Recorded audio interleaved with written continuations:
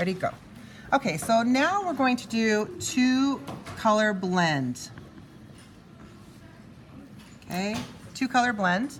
And so what you're going to do is same thing. We're going to color going one direction.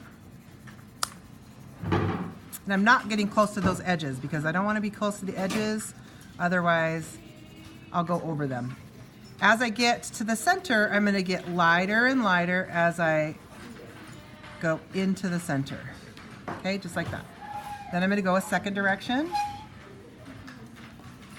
And you'll see why it's important to go lighter and lighter here.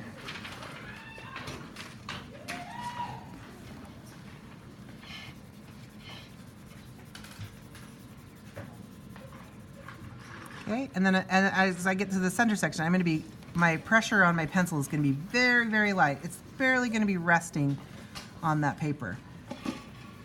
And I'm going to go right here and blend that out just a little bit more. Okay, and then I'm going to go my third direction because this is where it just really comes together.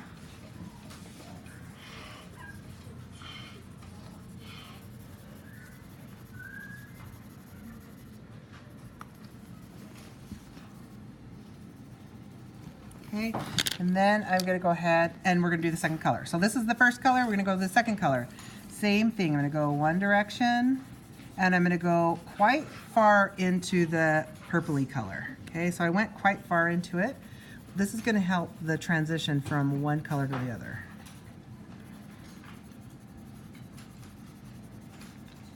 Okay, then we're going to go the second direction.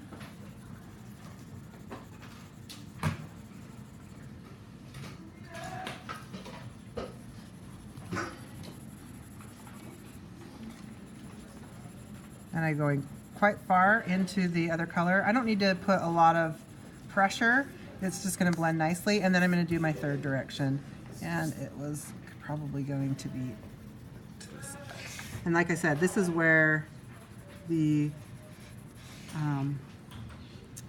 color really, really gets smooth and looks nice.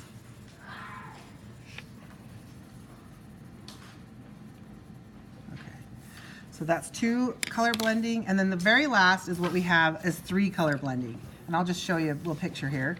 So here's 3-color blending, and you're doing the exact same thing. You're gonna go from blue into yellow into green, and you're gonna do it just like this. And then it's that 3-color blending, okay?